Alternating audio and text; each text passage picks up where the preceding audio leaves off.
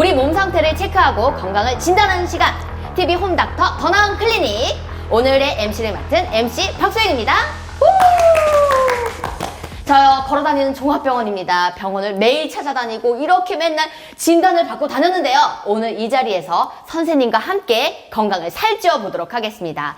저희의 건강을 채워주실 선생님이 또 와 계신데요. 요즘 코로나로 인해서 많은 분들이 힘들어하고 계시잖아요. 그런 점을 보완해 주기 위해서 우리 의사 선생님께서 나와주셨습니다. 선생님, 나와주세요!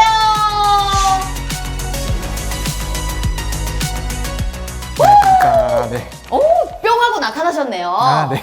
우리 또 내과 전문의 유태선 선생님, 또 네, 카메라 보시고 반갑습니다. 한마디 부탁드리겠습니다. 네, 안녕하세요. 유태선이라고 합니다. 선생님, 근데 요즘 코로나19로 인해서 네. 저도 그렇고 코와 목을 엄청 찌르고 있습니다. 이 코로나19 도대체 언제 물러갈까요? 아, 그러니까요. 이게 조심스럽지만은 이제 확진자가 이제 진단이 되는 게 이제 정점이 지나는 시점이라고 판단이 되고, 그쵸. 그에 따라서 방역 당국의 그런 그 지침도 좀 개선되고 있지 않나 좀 하게 됩니다. 환절기 감기와 코로나19 이 감염은 어떤 점이 또 다른 게 있을까요?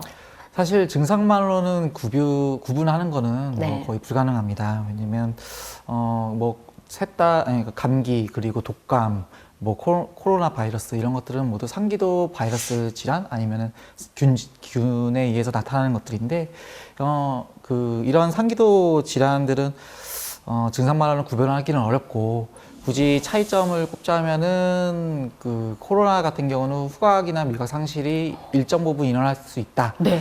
뭐 이런 것들이긴 하지만 코로나 역시 상기도 감염 질환의 대부분의 증상을 나타내기 때문에 네. 그래서 증상만으로는 구분하기는 어렵습니다. 우리가 그동안 해왔던 검사는 대부분 코를 찌르는 게 일반적이지 않았습니까? 최근에 목구멍을 통해서 자가 진단을 했다는 경험이 정말 많은데, 코보다 이 목이 더 정확하다라는 이야기가 있어요. 이 주장이 혹시 정확한 걸까요? 완전히 근거 없는 얘기는 아닙니다. 네. 하지만 시점의 차이가 좀 있는데요. 네. 코로나는 목젖 주변의 구인두에서부터 바이러스가 자라기 증식을 시작을 해서 네. 그래서 비인두, 코 안쪽과 기관지 안쪽으로 퍼지는 형태를 취하고 있는데, 네. 초기에 걸렸을 때 검사를 하게 되면은 목 안쪽에서 목젖 주변에서 검사를 하는 게 의미가 있을 수 있고, 그리고 조금 더 진행을 하게 되면 2, 3일 정도 조금 네. 진행해서 검사를 하게 된다면 네. 이제 코 안쪽에서 검사를 하는 게 검출이 더 잘 될 수 있겠습니다. 검사식의 차이가 있다고 생각합니다. 아, 그런 점이 있었거든요. 이게 주변에서 전 우스갯소리로 들었거든요. 만약에 코보단 목에 하는 게 정확하다, 아니면 코랑 목을 다 해야 된다, 약간 이런 소문 때문에 진짜 자가진단 키트를 2개씩 들고 막 여기도 찌르고 저기도 찌르고 너무 괴로웠어요. 네. 아, 그런데 이제 자가진단을 할 경우에 주의해야 될 점이 또 있을까요? 그 자가진단 키트는 비강용입니다. 그래서 비강용이면은 코 안쪽을 코 찌르는 안쪽, 거죠. 그렇죠. 쉽게 얘기해주세요. 코용, 네네네. 코용. 코로 찌르는 건데 네. 약 10cm 정도 되고, 그리고 검사하는 키트가 약 2cm 정도만 들어가서 그 코 안쪽 벽을 오늘 그리듯이 긁으면서 검사를 하게 되는데, 네. 근데 전문가용 같은 경우는 약 15cm 정도 되고, 이게 코 안쪽 벽까지 약 10cm 정도 들어가서 그 안쪽에서 검체를 채취하게 되죠. 네. 선생님, 근데 더 궁금한 게 있습니다. 아니, 코로나19가 점점 지나가면서 갑자기 또 델타가 나오고, 오미크론이 나오고, 그리고 델타크론이 나오고, 이런 그 바이러스들이 성장을 하니까 너무 화가 나는데요. 약간 또 재감염에 대한 우려가 굉장히 많이 나오고 있지 않습니까? 이미 감염된 이력이 있어도 재감염이 될 수 있다는 이야기가 혹시 이게 또 사실일까요? 현재로서는 델타 변이 오미크론에 감염된 사람들의 재감염률이 어느 정도 되는지는 알 네. 수는 없습니다. 오미크론과 뭐 델타 변이는 바이러스 표면의 그 단백 스파이크의 개수나 아니면 모양 자체가 좀 다를 수 있는데요. 그 오미크론 같은 경우는 델타 변이와는 달리 단백 스파이크가 개수가 8개가 더 확인이 되기 때문에 그런 경우는 그래서 전염력이 더 높은 것으로 되어 있습니다. 그래서 둘 자체의 그 담배 구조나 모양이 좀 다르기 때문에 네. 서로 간의 재감염도 가능하고요. 네. 그리고 하지만은 우세종이 아무래도 오미크론이다 보니까 오미크론이 더 많이 발생을 하는 거고, 그리고 어째 보면은 이 하위 변이가 형제 자매이기 때문에 일정 부분의 면역력은 조금 갖춰진 상태에서 서로 간에 약간 재감이 된다고 생각하시는 게 좋겠습니다. 아, 제가 근데 제 주변에 오미크론 이렇게 약간 증상을 보이는 사람들이 목이 붓는다, 그리고 목이 잠긴다 이런 분들이 계셨거든요. 약간 이렇게 목에서부터 오는 게 이 오미크론의 증상이 확실히 맞는 걸까요? 코로나 바이러스는 아까도 말씀드렸듯이 목젖 주변에서 자라서 네. 비인두 쪽과 그리고 아래쪽 기관지 쪽으로 퍼지게 되는데, 기관지에 내려가기 전에는 이제 성대가 있지 않습니까? 성대가 있고, 성대는 혼자 움직이지 않고 주변에 뭐 근육과 조직에 도움을 받는데. 오, 진짜요? 그렇죠. 성대가 그러면 어떻게 네. 이렇게 옆에서 어떤 도움 받아요? 야! 막 이렇게 그렇죠. 막 움직이게 되니까 성대가 네. 혼자 근육이 아니니까 주변에 근육과 조직에 이제 떨림에 이제 공기의 떨림이나 이런 것들은 어느 정도 목소리나 이런 것들을 내려면은 네. 그 강도나 이런 것들 좀 어느 정도 변형을 시키려면은 근육의 도움을 받거든요. 근데 그쪽 부분에 이제 염증이 이제 생기게 되면은, 그러면 목 통증뿐만 아니라 뭐 심하면은 자극성 기침에 의한 기침 증상도 나타날 수 있고, 네. 목 통증도 일어날 수 있고, 쉰목소리도 나타날 수 있고, 뭐 여러 가지 증상이 일어나게 됩니다. 그러니까 바이러스가 목에 서식하면서 이런 증상들이 나타난다는 이야기잖아요. 그렇죠. 네. 그런데 뭐 별 증상 없이 무증상으로 가시는 분들도 계시지 않습니까? 그렇죠. 이런 분들은 약간 선택받은 자인가요? 그러니까 이런 바이러스가 침투되지 않으면서 지나가시는 분들이잖아요. 네. 이런 분들은 아주 나이스한 경우네요. 이제 무증상 감염이라 그러죠. 그렇죠. 그래서 그게 어떤 미국에 있는 로펠러 대학의 그 실험 의학 저널 같은 데서 보면은, 네, 로펠러. 로펠러. 로펠러. 네, 맞습니다.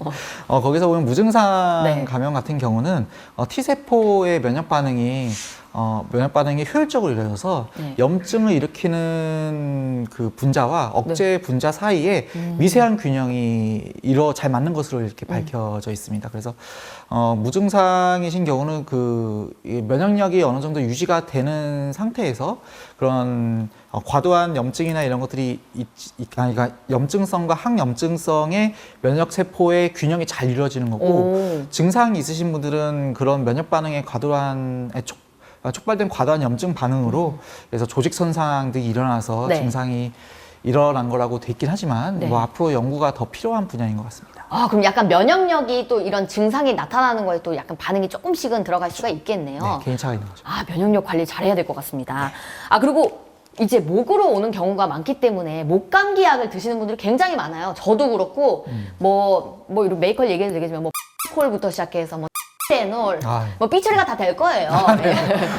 그런 약들을 네. 집에 항상 구비를 해놓고, 네. 그리고 또 약간 조금 징조가 이상하다 그러면 막 먹고 자버리거든요.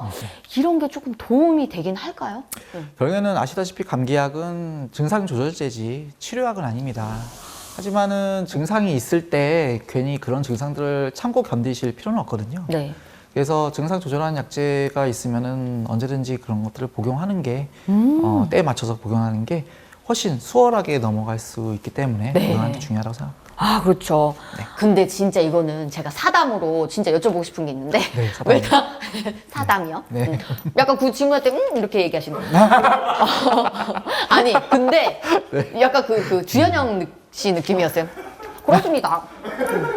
아니, 사담으로 여쭤보고 싶은 게 있는데. 네. 그런 말이 있잖아요. 네네네. 요즘에 코로나에 안 걸리면 친구가 없다. 이런 얘기인데 저는 굉장히 인싸거든요. 네. 근데 그래서 뭐 제가 주의는 하고 거의 집에서 생활하고 촬영 이외에는 다 안 돌아다녀서 그렇지만 제가 지금까지 안 걸렸습니다. 헐.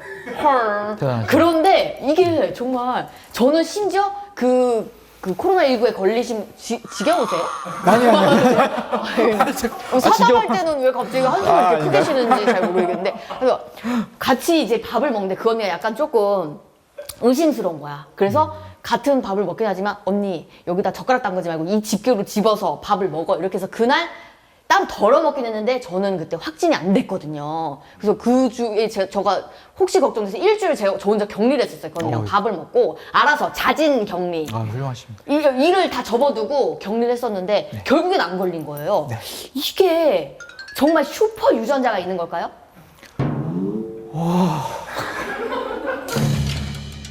자, 그리고 정말 궁금한 게 하나 있는데요. 자가 격리가 이렇게 뜨잖아요. 그리고 나서 이제 이제 치료제를 먹고 일주일 뒤에 다시 사생활이 아니죠. 뭐죠?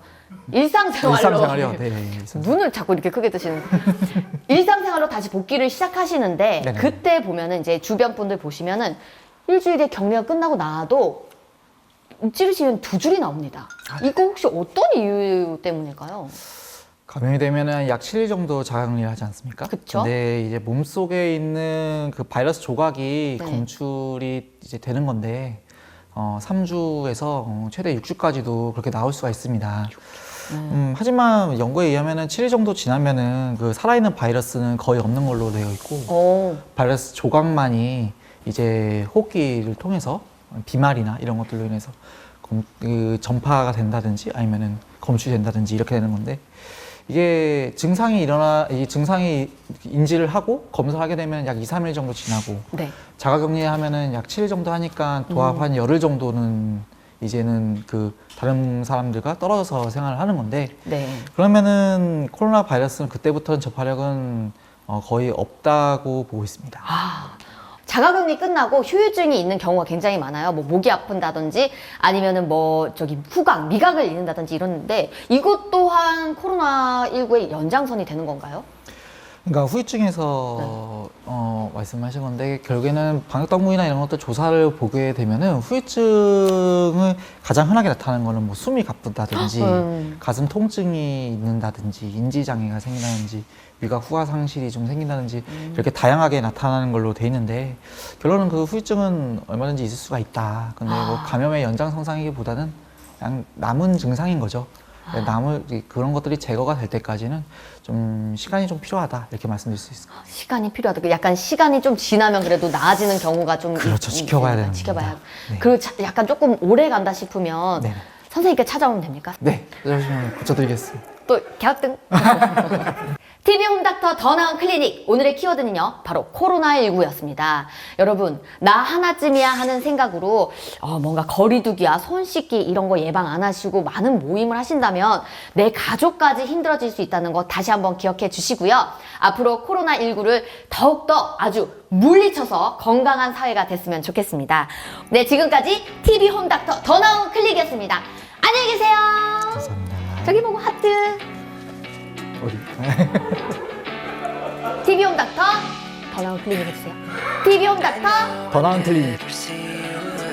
클리닉 이렇게 올려줘요. 클리닉. 네. TV 홈닥터 더 나은 클리닉.